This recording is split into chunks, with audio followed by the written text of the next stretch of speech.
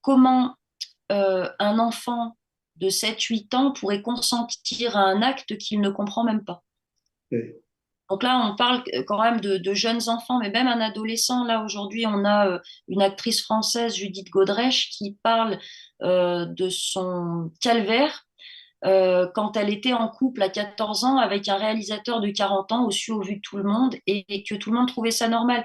Et aujourd'hui, avec le recul de l'âge, elle revient sur cet épisode de sa vie en expliquant qu'elle n'avait pas la maturité pour comprendre ce genre de relation.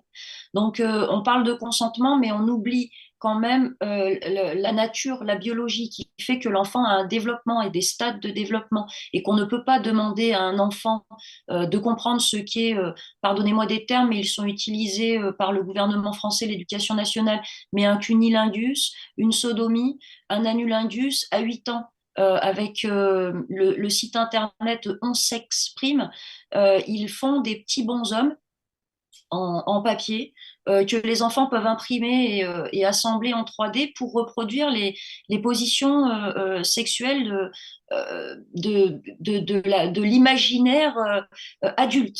Donc, le consentement est un gros problème par rapport aux mineurs. Parce qu'un mineur qui ne comprend pas la chose ne peut pas y consentir ou ne pas y consentir. Alors, justement, dans la Convention internationale de droits de l'enfance, il y a cet article 34 qui parle beaucoup de manière claire et précise des violences subies, des violences sexuelles aussi. Euh, et qu'est-ce qu'on peut en dire? Comment est-ce que des jeunes peuvent s'en servir, peuvent l'utiliser pour se défendre? Ça va devenir de plus en plus difficile puisque aujourd'hui la France est en train d'essayer d'apprendre aux jeunes que le sexe est une chose banale et tout à fait mécanique. Donc on va vers une société qui va normaliser le viol, qui est déjà en train de le faire d'un point de vue juridique, judiciaire, puisque le viol n'est quasiment pas réprimé. En France, on parle d'impunité quasi totale, et ce depuis 2003. Donc, aujourd'hui, je pense que revenir sur des fondements de droit pourrait redonner à l'enfant la possession de son corps et le fait de savoir euh, quelle limite il peut y avoir euh, entre un être humain et un autre être humain, des choses à ne pas franchir. Parce que ce qu'on oublie de dire, en fait, quand on parle du viol aujourd'hui, qui est quand même quelque chose d'assez euh, banalisé, normalisé, c'est qu'on parle de crimes de premier ordre. Ce sont des crimes. Selon la documentation de droit international, le viol est un acte de torture et c'est même la plus haute forme de torture. Donc, déjà, de remettre la chose dans le contexte et d'expliquer aux jeunes ce qu'est le corps humain, les droits qu'on a sur notre corps humain et où s'arrête la limite en fait. Et peut-être éventuellement remettre du sens dans l'acte sexuel qui aujourd'hui est totalement dissocié de l'acte d'amour et devient une chose mécanique où on utilise le corps de l'autre pour sa jouissance personnelle, ce qui est la définition même du viol, hein.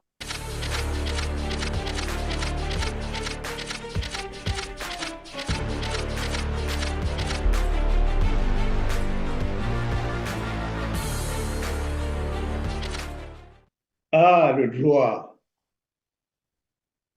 Souvent, on entend le droit dans un domaine particulier, ou souvent même dans certains pays, dans certaines sociétés, euh, on va se passer du droit et on règle les problèmes à sa manière. Mais en réalité, d'une manière ou d'une autre, le droit est toujours présent. Quand tu ne veux pas le droit veut de toi et le droit est une aide euh, comment, fondamentale et je dirais utile pour chacun ou chacune des personnes qui sont engagées dans un combat.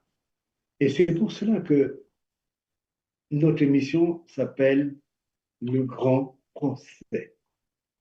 Le Grand Procès, chaque dimanche, nous examinons un fait social et nous le traitons comme un fait juridique en donnant des arguments, en donnant tous les éléments qui permettent non seulement d'appréhender, mais également de pouvoir utiliser le droit pour se défendre.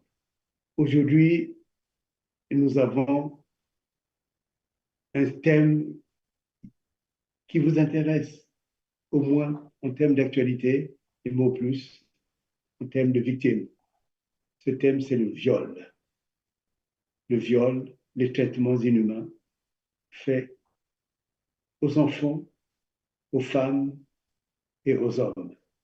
Pour le traiter, nous avons une invitée, Madame Bourré Sabrina, qui est à la fois la fondatrice d'une ONG qui s'appelle le MAPIF, dont elle parlera, nous donnera des détails, des éléments fondamentaux pour l'apprécier, mais elle est aussi directrice de cabinet de l'État de Savoie.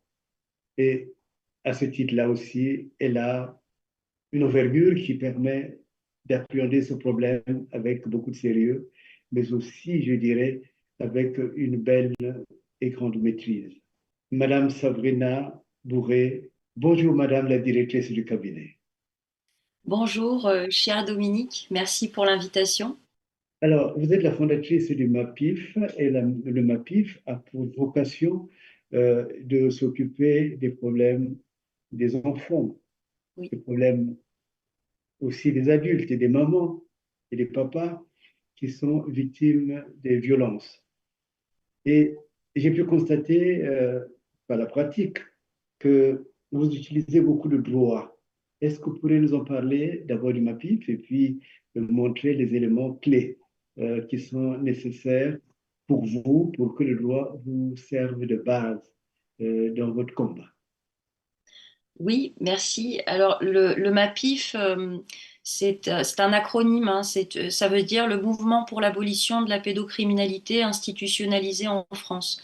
Alors, la pédocriminalité, on l'emploie dans son sens large, c'est-à-dire qu'on va s'intéresser aux violences faites sur les enfants, qu'elles soient sexuelles ou dites ordinaires, puisque en droit, les violences qui ne sont pas sexuelles sont dites ordinaires. Enfin, le MAPIF a aussi pour vocation de regrouper les parents protecteurs, donc les parents conscients des violences qui sont faites sur leurs enfants et qui vont prendre le parti de l'enfant et qui ne sont pas forcément toujours écoutés en justice. Donc le MAPIF a un certain nombre d'objectifs, dont rassembler les parents protecteurs pour donner du poids à la parole de leurs enfants devant les tribunaux et devant les élus, et d'engager un certain nombre de choses, notamment des procédures judiciaires communes, en regroupant justement le plus de personnes concernées, donc le plus de parents protecteurs. Et ces recours communs, on veut les porter au plus haut, c'est-à-dire jusque devant les institutions internationales, puisque la France ne nous écoute pas. Aujourd'hui, il est de notoriété publique que la France ne protège pas ses enfants, les enfants de France, qu'ils soient français ou étrangers, peu importe, mais les enfants sur le territoire français sont en grand danger. C'est l'ONU qui le rappelle depuis plus de 20 ans maintenant, avec un premier rapport sorti en 2003, qui fait état de choses alarmantes, hein, en termes de protection de l'enfant sur le territoire français. Et depuis plus de 20 ans, les choses n'ont pas changé, elles se sont même empirées. La dernière publication des experts de l'ONU sont vraiment, cette publication est vraiment très euh, marquante, puisque l'ONU exhorte la France à protéger ses enfants et à arrêter d'harceler les mères qui tentent de protéger leurs enfants.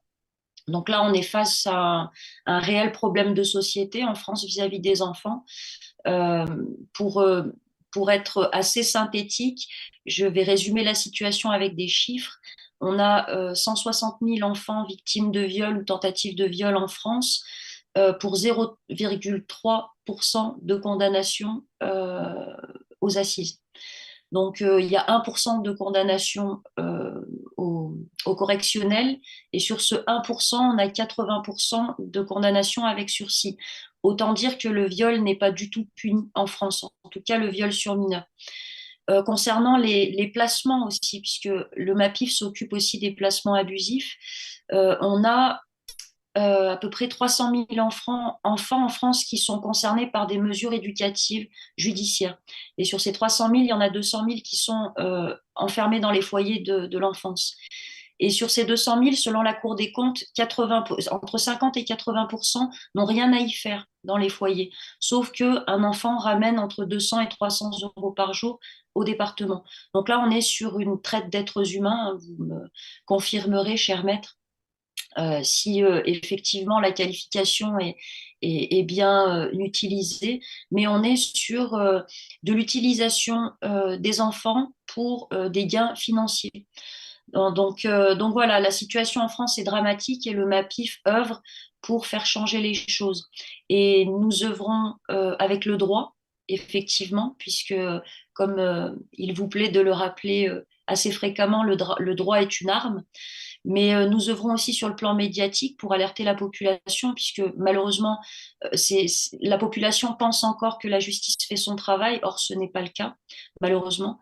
Et nous œuvrons pour essayer de faire changer les choses et mettre en place des systèmes de traitement des affaires judiciaires meilleurs. Et pour ce faire, nous essayons d'entrer en collaboration avec les professionnels de la protection de l'enfance, que ce soit sur le plan judiciaire ou sur le plan social ou de santé, pour pouvoir réunir des équipes de travail pluridisciplinaires et faire être force de proposition, en fait, voilà, pour que les Et quels mentalités sont, changent. justement, ce qui est intéressant, c'est le loi, sous quel angle vous l'utilisez, euh, quels sont les instruments juridiques nationaux et comme internationaux que vous utilisez et quelles sont les armes, justement, que ce droit vous donne. Alors, au niveau du droit, le droit est une chose bien faite, très bien faite. Malheureusement, en France, il n'est pas appliqué, du moins pas celui que nous, on utilise, à savoir le droit international. Les outils de droit international sont forts et complets. Nous, on utilise essentiellement les conventions internationales comme la Convention des droits de l'enfant, la Convention contre la torture, la Convention internationale, enfin, la DUDH, donc la Déclaration universelle des droits de l'homme. Euh, Ce qu'il faut savoir, voilà, je l'explique un petit peu aux gens qui vont nous regarder, c'est que le droit est normé, il y a des normes en droit, et que au-dessus, le plus haut en termes de normes, c'est les droits de l'homme. C'est les droits fondamentaux de la personne. Donc nous, c'est l'outil de base avec lequel on travaille pour faire entendre nos prétentions sur le plan juridique. Après, au niveau du droit interne, on a des outils également tout à fait complets et tout à fait appropriés pour, en principe, pouvoir protéger les victimes, que ce soit les enfants ou derrière d'autres victimes de manière générale. Mais aujourd'hui, on a vraiment l'impression devant les tribunaux que la situation s'inverse quand on est victime, on passe de victime à accusé en fait. Et le droit est très très malmené en France malheureusement. Mais nous ne désespérons pas. Nous espérons que comment dirais-je, les prises de parole publiques, les nombreux témoignages qui s'en suivent et les multiplications des procédures devant les instances nationales et internationales vont arriver à faire prendre conscience aux institutions qu'il va falloir que ça change et il va falloir qu'ils reprennent à respecter le droit. Voilà. Et au niveau justement des conventions, des instruments internationaux, est-ce qu'on peut aller un peu plus en profondeur? Est-ce qu'il y a des définitions qui sont données? Lesquelles et sur quelles conventions particulièrement quelqu'un qui est victime du viol euh, peut s'appuyer? Alors, il y en a un certain nombre. En ce qui concerne les mineurs, c'est essentiellement la CIDE, donc la Convention internationale des droits de l'enfant. Mais il y a aussi la Convention de Lanzarote. Il y a aussi la Convention d'Oviedo, dont on va se servir, puisque bien souvent, malheureusement, enfin, dans un gros pourcentage de cas, le viol de mineurs se passe intrafamilial et est souvent corrélé à des violences conjugales, des violences du mari fait sur la femme ou un peu moins souvent de la femme faite sur le mari. Alors ça, c'est pour ce qui concerne le viol, c'est plus souvent l'homme qui est concerné et qui, lui, fait ces violences-là.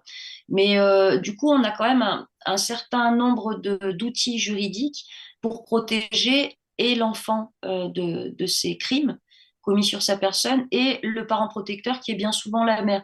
Donc on a la Convention des droits de l'enfant, la Convention d'Oviedo et la Convention de Lanzarote. Mais au-dessus de tout ça, il y a quand même la Convention internationale des droits de l'homme qui, elle, promulgue les droits fondamentaux comme quelque chose de supérieur, d'inaliénable. Donc voilà, on a vraiment tous ces outils de droit international pour faire valoir le fait que euh, la justice ne peut pas ignorer ces choses qui se passent dans la société. Ce sont des crimes et ce sont des crimes qui sont malheureusement très peu réprimés. Voilà, Oui, malgré la profusion de documentation de droit international. chère Sabrina, pardon de vous arrêter, mais on peut quand même noter que quand vous dites l'enfant, la Convention internationale de défense de l'enfance, et je lis au titre de l'article premier que ce qu'on appelle enfant, c'est jusqu'à 18 ans. Oui, Et donc, je crois que cela va intéresser encore davantage de personnes parce que un enfant, un garçon, une fille qui a 18 ans devrait aussi s'en servir pour se défendre. oui, tout à fait. Il serait même sain et logique que cette Convention internationale des droits de l'enfant soit présentée aux enfants dès le plus jeune âge Tout à à l'école. fait. Oui. Et oui, puisque cette convention est vraiment très bien faite. Elle reprend en partie la Déclaration universelle des droits de l'homme, puisque l'enfant est un être humain comme les autres, hein, et que cette Convention internationale des droits de l'homme, cette Déclaration universelle, est universelle et elle concerne l'être humain de manière générale. Donc la Convention internationale des droits de l'enfant reprend cette Déclaration universelle des droits de l'homme à peu près dans tous ses points en mettant, comment dirais-je, en mettant l'accent, en étant un peu plus précis sur certains points qui vont concerner l'enfance en particulier. Alors, justement, dans la Convention internationale de droits de l'enfance, il y a cet article 34 qui parle beaucoup de manière claire et précise des violences subies, des violences sexuelles aussi. Euh, et qu'est-ce qu'on peut en dire? Comment est-ce que des jeunes peuvent s'en servir, peuvent l'utiliser pour se défendre? Ça va devenir de plus en plus difficile puisque aujourd'hui la France est en train d'essayer d'apprendre aux jeunes que le sexe est une chose banale et tout à fait mécanique. Donc on va vers une société qui va normaliser le viol, qui est déjà en train de le faire d'un point de vue juridique, judiciaire, puisque le viol n'est quasiment pas réprimé. En France, on parle d'impunité quasi totale, et ce depuis 2003. Donc aujourd'hui, je pense que revenir sur des fondements de droit pourrait redonner à l'enfant la possession de son corps et le fait de savoir euh, quelle limite il peut y avoir euh, entre un être humain et un autre être humain, des choses à ne pas franchir. Parce que ce qu'on oublie de dire, en fait, quand on parle du viol aujourd'hui, qui est quand même quelque chose d'assez euh, banalisé, normalisé, c'est qu'on parle de crimes de premier ordre.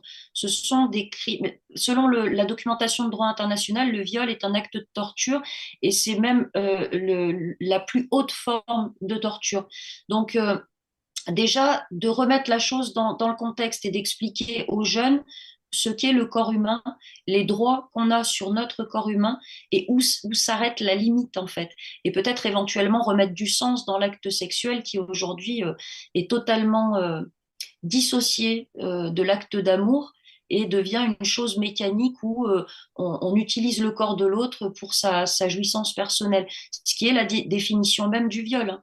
Il est sans doute important que l'on puisse dans ce dialogue, dire que les institutions, les écoles, les lycées devraient très tôt apprendre aux enfants à défendre leur corps Oui. et dire que le corps, c'est vraiment moi, c'est ma présence sociale.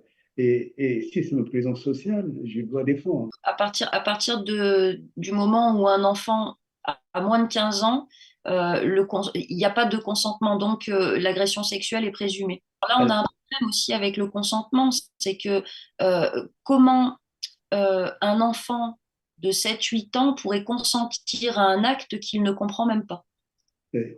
Donc là, on parle quand même de jeunes enfants, mais même un adolescent. Là, aujourd'hui, on a une actrice française, Judith Godrèche, qui parle de son calvaire quand elle était en couple à 14 ans avec un réalisateur de 40 ans au vu de tout le monde et que tout le monde trouvait ça normal. Et aujourd'hui, avec le recul de l'âge, elle revient sur cet épisode de sa vie en expliquant qu'elle n'avait pas la maturité pour comprendre ce genre de relation. Donc, on parle de consentement, mais on oublie quand même la nature, la biologie qui fait que l'enfant a un développement et des stades de développement et qu'on ne peut pas demander à un enfant de comprendre ce qu'est, pardonnez-moi des termes, mais ils sont utilisés par le gouvernement français, l'éducation nationale, mais un cunilingus, une sodomie, un anulingus à 8 ans. Avec le site internet On s'exprime, ils font des petits bonshommes en papier que les enfants peuvent imprimer et assembler en 3D pour reproduire les positions sexuelles de l'imaginaire adulte. Donc, le consentement est un gros problème par rapport aux mineurs. Parce qu'un mineur qui ne comprend pas la chose ne peut pas y consentir ou ne pas y consentir. Il n'a pas la maturité, il n'a pas les armes émotionnelles, intellectuelles pour pouvoir appréhender le monde fantasmé des adultes. Tout à fait. Alors, mais la question maintenant que l'on peut se poser, est-ce qu'il y a des États, il y a des États qui pensent autrement? Est-ce que, parce qu'on parle de la France, hein, ça c'est une chose, mais je dirais, la France n'est pas le tout du monde. Hein. Il y a toute une réalité quand même qui existe ailleurs. Est-ce que, il y a des États qui pensent autrement? Prenons l'État de Savoie. Comment est-ce que les choses s'envisagent? Comment les choses se pensent? Oui. Alors, l'État de Savoie a de grandes ambitions pour redonner à nos sociétés toute la place de l'humain et de l'humanité. Donc, l'État de Savoie voudrait mettre en place une protection des mineurs et comment dirais-je, remettre l'enfant à sa place, en fait, que ce soit dans la société ou dans la famille. Et c'est un gros chantier, c'est un gros travail, mais c'est un travail qui me semble primordial, même vital, pour la continuité de nos sociétés. Parce que l'État de Savoie souhaite, en fait, mettre l'enfant en priorité. Et pour ce faire, il y a un certain nombre de choses à faire changer, notamment en termes de placement, ne serait-ce que pour les placements abusifs. Donc, l'État de Savoie souhaite faire une refonte totale de l'aide sociale à l'enfance, ce qu'on appelle aujourd'hui l'aide sociale à l'enfance, l'ASE, et de son fonctionnement, qui aujourd'hui est plus... c'est un fonctionnement financier plutôt que de protection de l'enfance, donc un fonctionnement mortifère. L'État de Savoie aussi souhaite créer un département au sein du ministère de la Justice, un département particulier pour le bonheur de l'enfance et de la famille. Donc remettre l'enfant au centre des préoccupations de la société. Parce que finalement, l'enfant, c'est l'adulte de demain. L'enfant, c'est l'adulte qui fera société demain. Et on ne peut pas faire société avec des pervers ou des traumatisés. Ce ne sont pas des personnalités stables pour créer une société stable, viable et pleine d'avenir. Or, la Savoie souhaite vraiment remettre l'enfant au centre des préoccupations de la société. D'ailleurs, je crois que j'ai lu, ou tout au moins je sais, qu'il y a un projet de déclaration de l'année 2024 comme étant l'année de l'enfant, la libération de l'enfant. En quoi ça consiste exactement?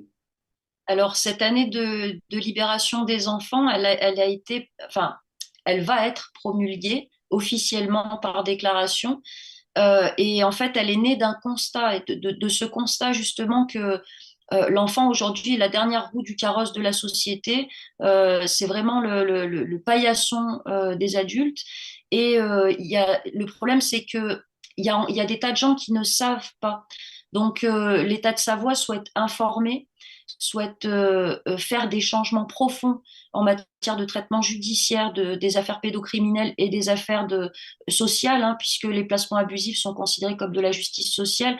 Donc, il y a vraiment une volonté de la part de l'État de Savoie et d'informer la population sur les dangers que courent les enfants et le parent qui aurait la bienveillance de vouloir protéger son enfant, d'une part, et deuxièmement, de faire un vrai, comment dirais-je, un virage à 180 degrés sur le traitement judiciaire justement de la protection de l'enfance, que ce soit en matière criminelle ou délictuelle, dans les violences sexuelles ou les crimes sexuels sur mineurs, ou que ce soit en matière de protection de l'enfance.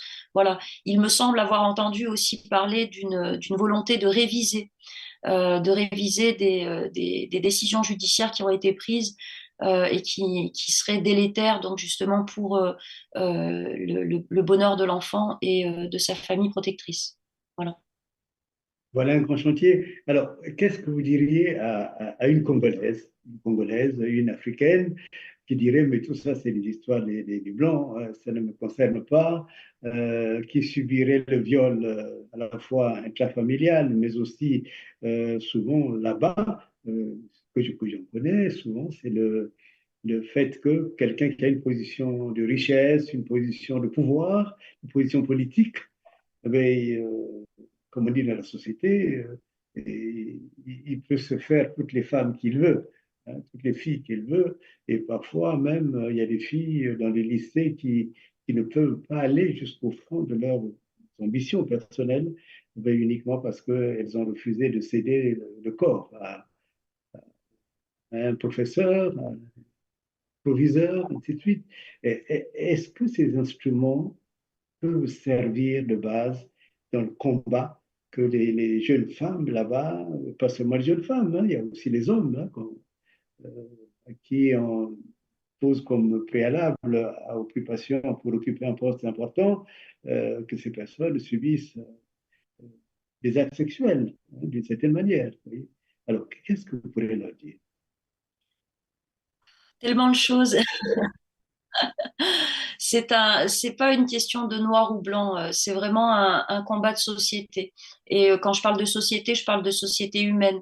C'est-à-dire qu'à un moment donné, il va falloir quand même faire prendre conscience aux êtres humains que nous ne sommes pas des animaux humains, mais des êtres humains. Et que si tant est que certains veuillent se comporter encore comme des animaux humains, il va falloir les combattre avec le droit, effectivement, mais aussi avec la libération de la parole, avec le fait de dire à un moment donné, non, je ne suis pas une chose et tu vaux mieux que ce que tu veux m'imposer. Donc, il y a tout un travail juridique, c'est sûr, d'un côté, avec tous les instruments juridiques qu'on a cités, puisque dans ceux que j'ai cités, il y a aussi des conventions qui protègent les femmes et les jeunes filles. Mais il y a aussi c'est aussi un combat social. Et là, c'est plus une question ni de couleur, ni d'origine, ni de religion. C'est vraiment une question d'humanité. Il faut qu'on revienne, ou alors plutôt, il faut qu'on passe du stade de l'animal humain au stade de l'être humain. Et pour ça, ça passe par la conscience, la connaissance et la conscience de ce qu'est le corps humain et de ce qu'est l'autre. Et vraiment, ça dépasse le juridique, ça dépasse le droit. On est vraiment dans des considérations de société humaine. Qu'est-ce qu'on veut être? Et à partir du moment où on se pose la question qu'est-ce qu'on veut être soi-même, on se demande à ce moment-là qu'est-ce que l'autre a le droit ou n'a pas le droit de faire.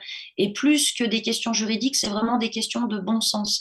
Mais le changement au niveau sociétal passera par le droit, la revendication de ses droits fondamentaux en tant qu'être humain et la libération de la parole, le fait de pouvoir parler de ces choses-là et de réhumaniser les gens, ou plutôt d'humaniser nos sociétés humaines qui, à mon sens, se sont un petit peu écartées de l'humanité pour des raisons qui peuvent être en soi un débat, mais qui se sont écartées de la voie humaine, de la voie de l'humanité, pour aller vers des choses bien plus animales qui ne nous correspondent pas. Voilà. Donc, il y a un tri à faire, quoi, un tri dans le comportement, un tri dans l'acceptation, ce qu'on accepte sociétalement et ce qu'on refuse. Tout à Euh, fait. Ah, vous parliez d'une jeune fille qui pourrait se voir euh, empêché dans son avancement de carrière par un professeur malveillant qui voudrait lui mettre des bâtons dans les roues parce qu'elle n'aurait pas succombé à ses demandes mal intentionnées. Mais effectivement, mais après, le rôle de cette jeune fille, ça va être de porter la chose. C'est-à-dire qu'on n'est pas, moi je suis profondément croyante et je ne pense pas qu'on vive les choses par hasard, d'autant plus dans l'époque dans laquelle nous vivons. Donc, il, il serait, je pense, opportun à ce moment-là pour la jeune fille de prendre conscience qu'elle a une mission de vie autre finalement peut-être que celle de simplement ses études et que son rôle, ça sera de porter la parole devant la justice et de porter la parole devant la société pour dire ça suffit, il faut que ça cesse. Nous ne pouvons plus nous comporter comme des animaux humains. Il faut que nous apprenions le respect, ça passe par le droit, ça passe par la revendication de ces droits et ça passe aussi par l'information et exhorter la population à se comporter en tant qu'être humain.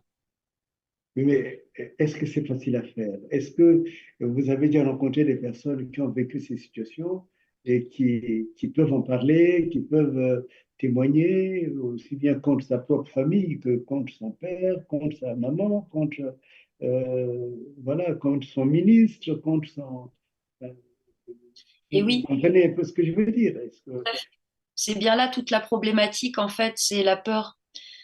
Et c'est comme ça, de toute façon, qu'on en arrive à des situations de soumission par la peur. Parce qu'il y a la peur de ne pas réussir dans la vie, il y a la peur du jugement des autres, il y a la peur d'être rejeté de sa famille.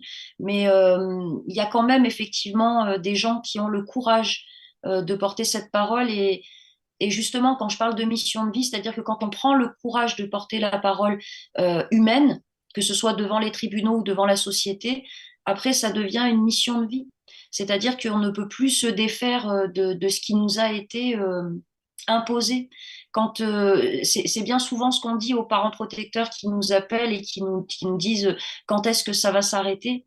Eh bien, le jour où la société aura évolué, à partir du moment où on a mis un pied dans les violences, c'est bien compliqué d'en sortir. Donc, autant les prendre à bras le corps et en faire sa mission de vie. Ça ne veut pas dire en faire toute sa vie. Évidemment que l'être humain aussi doit s'épanouir d'une autre manière. Mais quand il est appelé à être témoin ou victime de choses aussi cruelles, il ne peut plus mettre la tête dans le trou à la manière des autruches. Et il faut prendre à un moment donné sa responsabilité en tant qu'être humain quand on est appelé, de par le fait qu'on puisse être ou victime ou témoin de choses aussi cruelles que le fait pour une personne, pour un être humain, d'oser imaginer qu'il aurait le droit de profaner le corps d'un autre être humain, il est de son devoir de le dénoncer, de le combattre et avec toutes ses forces. C'est, à mon sens, ce que nous invite à faire la nature en tant qu'être humain que nous sommes. Ne pas fermer les yeux, ne pas détourner le regard, ne pas passer à côté, et encore moins quand on en est victime soi-même. Donc voilà, c'est un coup du sort, hein, j'ai envie de dire. C'est un coup du sort, c'est-à-dire que bon bah je suis jeune fille, ma vie va bien, je fais mes études, ma famille ça va bien, tout va bien. Là d'un coup j'ai un professeur qui s'en prend à moi et ma vie va changer. Eh bien oui. Oui. Alors, mais est-ce que le MAPIF, justement, qui est une ONG, est-ce qu'elle est prise au sérieux par le ministère de la Justice en Savoie? En Savoie, oui. Le MAPIF est pris comme une organisation très sérieuse. D'ailleurs, nous allons collaborer avec l'État de Savoie. Le MAPIF et l'État de Savoie va collaborer dans cette année de la libération des enfants. Le MAPIF a un programme de promotion et de communication assez important pendant toute la première moitié de l'année. Et toute la deuxième moitié de l'année, ça va être un gros travail juridique donc, qui va s'appuyer sur le travail de communication qu'on aura fait en amont. Donc voilà, et ce travail juridique va être fait en collaboration avec l'État de Savoie, tout comme la première partie, le travail de communication. Parce que justement, l'oreille que nous n'avons pas en France, mais plus largement dans les pays occidentaux, nous l'avons trouvée en Savoie. C'est-à-dire que la Savoie remet l'humain au centre, comme l'église au milieu du village, remet l'humain au centre de la société et donc l'enfant au centre des priorités. Et c'est tout à l'honneur de l'État de Savoie de partir dans cette direction d'humanité et de respect de la vie humaine. Donc le MAPIF est ravi de pouvoir collaborer avec un État qui prend ses responsabilités humaines et ses responsabilités en tant qu'organe de gouvernance sociale. Puis ceux qui sont victimes des traitements inhumains, ceux qui sont victimes particulièrement du viol, puisqu'on a parlé du viol, qu'est-ce que pourrait dire, qu'est-ce que pourrait leur conseiller, à la fois humainement, mais aussi juridiquement, puisque vous faites partie du ministère de la Justice. Hein. Qu'est-ce que pourrait leur Tellement de choses. Mais peut-être la chose la plus importante, c'est de revenir à des valeurs humaines, c'est-à-dire de vraiment introspecter la personne que nous sommes et de se demander la personne qu'on a envie d'être, l'être humain qu'on a envie d'être. Est-ce qu'on a envie d'être euh, cet être humain qui va penser, Dieu seul sait pourquoi, qu'il a le droit d'aller profaner le corps d'un autre être humain et d'utiliser le corps d'un autre être humain pour son propre bien-être, pour sa propre jouissance, ou est-ce qu'on a envie de construire une société humaine où l'amour et les valeurs fondamentales seront au centre de cette société humaine. Et en ce qui concerne les victimes, je suis de tout cœur avec les victimes et pour cause, puisque moi, de ma propre expérience, j'ai vécu des choses qui m'ont amené justement dans ce combat. Et je n'ai pas l'intention de laisser tomber. Et je pense que j'ai pris perpète hein, pour ça. C'est jusqu'à la fin de mes jours que je lutterai pour que l'être humain comprenne qu'il ne peut pas disposer du corps de l'autre comme il le souhaite et qu'il comprenne aussi la valeur de son propre corps et de sa propre personne en tant qu'être humain. Et en termes juridiques, bien que nos tribunaux français ou même européens, on s'en rend bien compte, surtout en Europe, après je ne peux pas parler pour l'Afrique, mais ou pour les autres parties du monde, mais au niveau occidental, on se rend bien compte quand même que dans les tribunaux, les victimes ne sont pas écoutées, on n'a pas envie d'entendre parler des victimes. Or, c'est aux victimes de s'imposer dans les tribunaux et de prendre la parole et d'aller expliquer justement que le corps n'est pas un jouet. Le corps n'est pas un objet qu'on peut utiliser à sa guise, comme bon nous semble, le corps de l'autre comme le sien. Il faut qu'il y ait une notion d'humanité, de respect qui réapparaisse dans nos sociétés. Je pense que c'est vital. Madame la directrice du cabinet, en tout cas, merci d'avoir pris votre temps pour parler, pour témoigner. Et je pense que beaucoup de nos téléspectateurs vont chercher à vous contacter. Est-ce que vous acceptez que ces personnes vous contactent? Mais avec grand plaisir. Merci à vous de m'avoir donné la parole aujourd'hui.